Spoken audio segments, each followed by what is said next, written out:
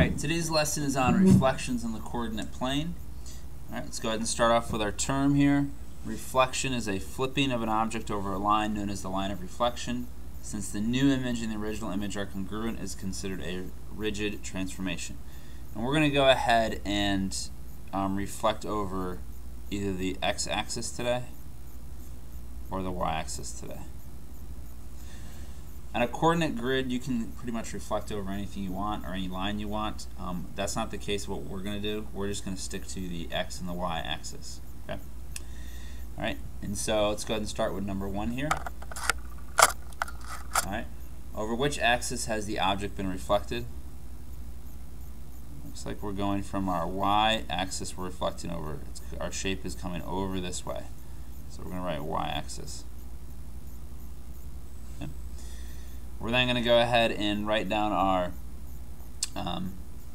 new coordinates here.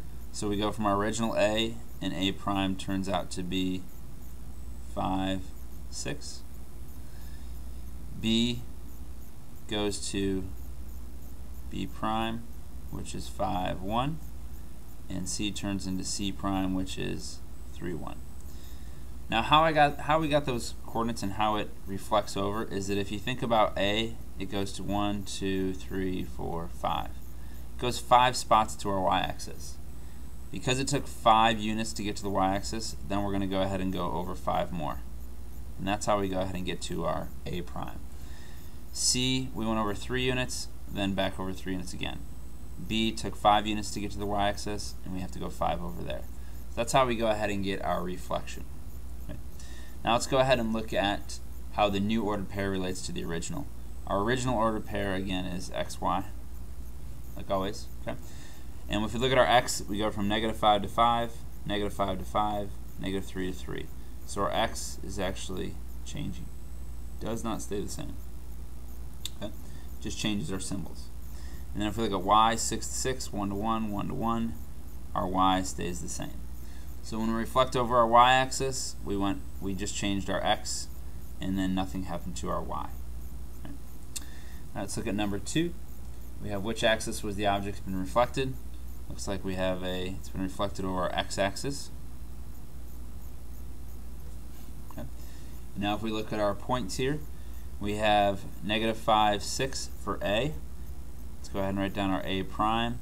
Actually turns out to be a -5, -6. B is -5, 1. We look at B prime, it's -5, -1.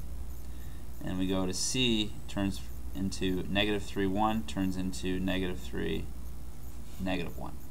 Okay. So if we look at our original ordered pair of x, y, if we look at our x, -5, -5, -5, -5, -3, -3, our x stays the same. Now if we look at our y, 6 to -6, 1 to -1, 1 to -1, our y changes symbols. So x to -y. Alright, so notice how when we went over our y-axis, our x changed. Whenever we went over our x-axis, our y changed. So let's see if that's the case with our next two. Okay, look at number 3. Reflect the given object over the x-axis. So here's our x-axis. Okay. Looks like we go from C goes 1, 2, 3, 1, 2, 3. There's our C prime. Our A goes 1, 2, 3, 4, 5, 6. 1, 2, 3, 4, 5, 6. There's our A prime. And our B goes down 3, which means we're going to come up here 3. B prime. Let's go ahead and connect it. And it does look the same. We just flipped it upside down, it looks like. Okay. So now let's go ahead and look at how it changes. So I'm going to go ahead and let's take my B axis. It's nice and easy. So B goes from a -1, 3, and then B prime goes to -1, -3. So I notice that my x-axis doesn't change, but my y-axis does go to negative. Alright, so xy turns into x stays the same, turns into -y. And I can check it to just make sure.